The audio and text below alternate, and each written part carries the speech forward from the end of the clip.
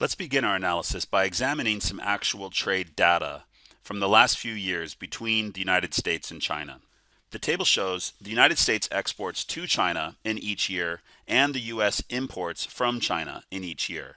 Let's look at the most recent year. We can see that in 2010, the US exported about $92 billion worth of goods and services to China, but it imported $364 billion worth of goods and services from China.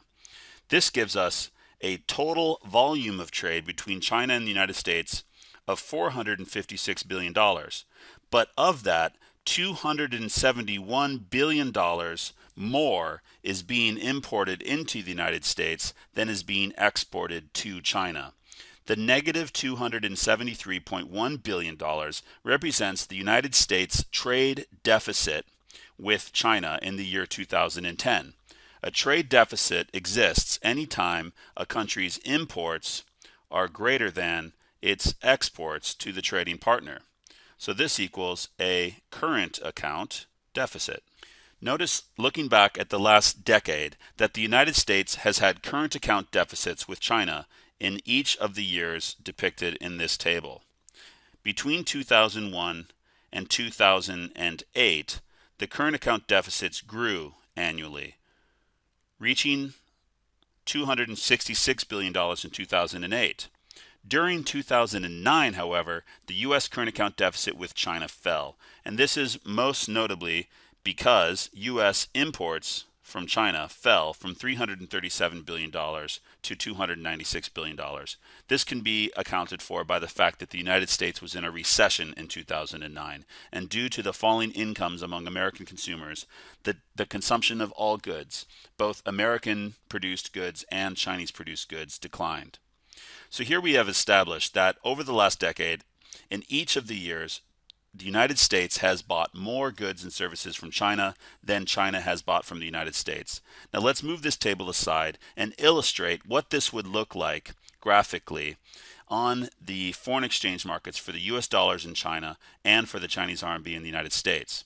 So let's imagine a simplified version of the trade that takes place between the United States and China. The United States produces airplanes, and we're going to assume that China produces smartphones, now let's start with a US consumer buying Chinese smartphones. In order to buy smartphones made in China, the United States must supply dollars to the Chinese producers of smartphones. US consumers earn dollars in the resource market, therefore we have to spend dollars on Chinese goods. So let's illustrate the purchase of Chinese smartphones by showing a flow of dollars into the Chinese economy. Let's say that $200 worth of smartphones are purchased from China. So now America has smartphones and China has US dollars. How would this look in the market for US dollars in China and in the market for Chinese RMB in the United States? The inflow of dollars into China is illustrated as an increase in the supply of dollars in China. We can show that by shifting the supply of dollars curve out, and this should cause a depreciation in the value of the US dollar.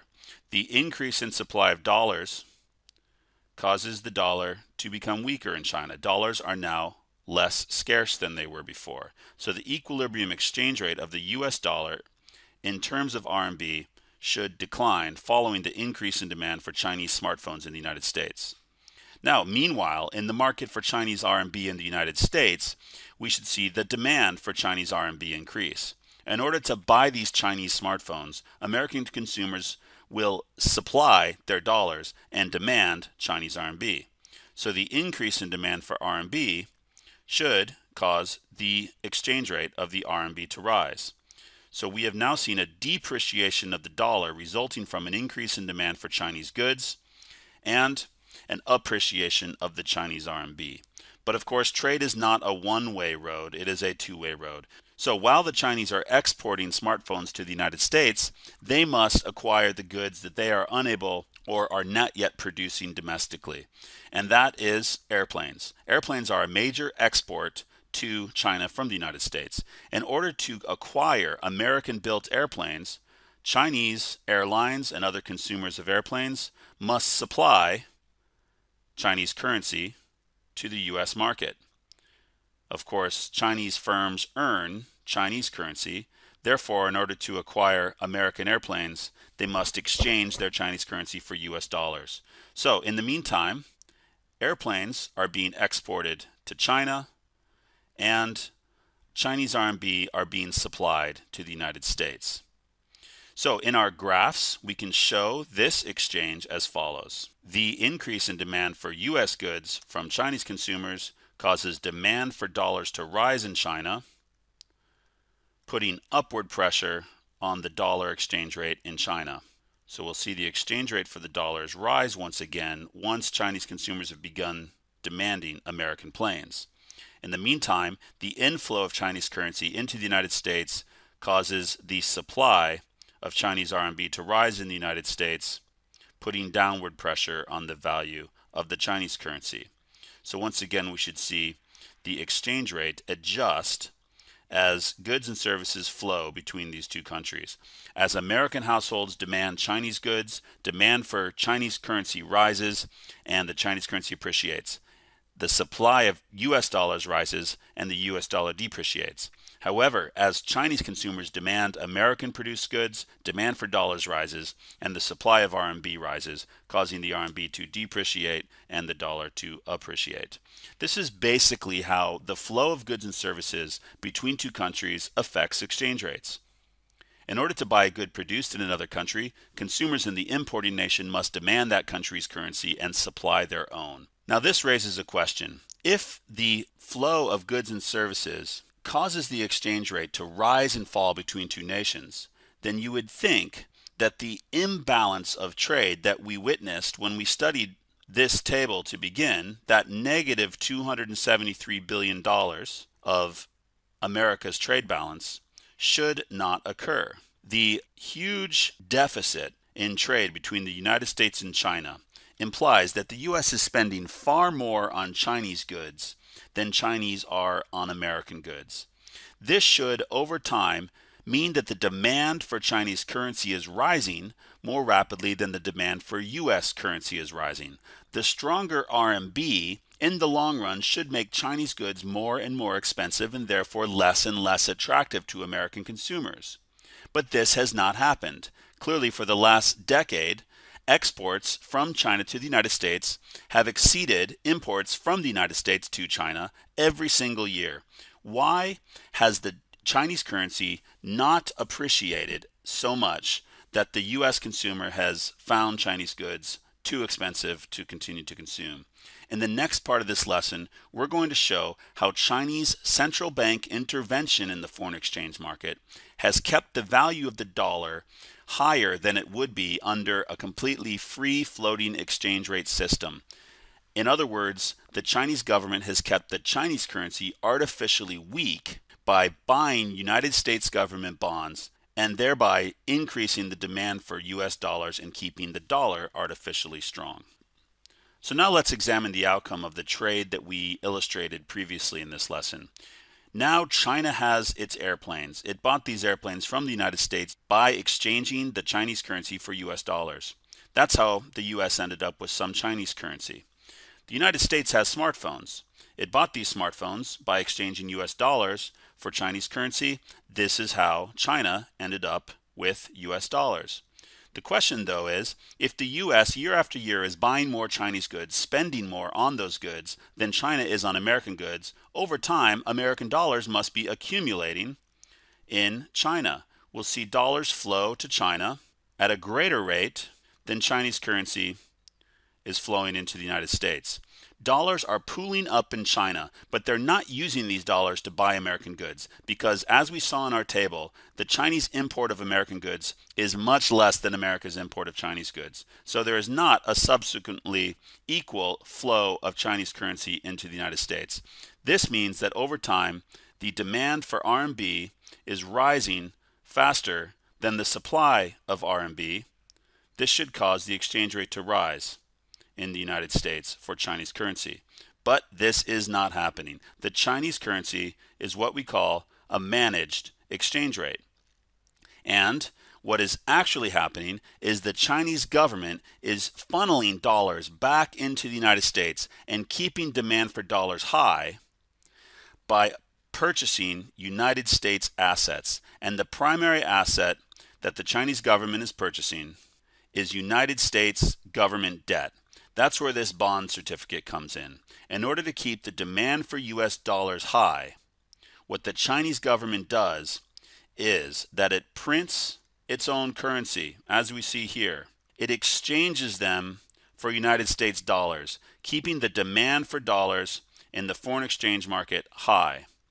This puts upward pressure, as we can see, on the value of the US dollar and keeps the exchange rate high. So even as dollars flow into the foreign exchange market in China due to America's large demand for Chinese goods, the Chinese central bank continually keeps the demand for dollars strong, thereby keeping the exchange rate higher than it would be under a free floating exchange rate system.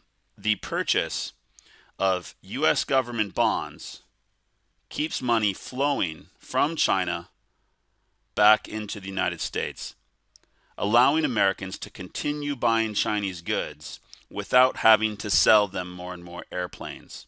The result of this is that the dollar remains strong, the RMB remains weak, since the Chinese are continually increasing the supply of their own currency in order to buy the US dollar denominated government debt. So under a free floating exchange rate system, what we showed in the first half of this lesson would probably occur.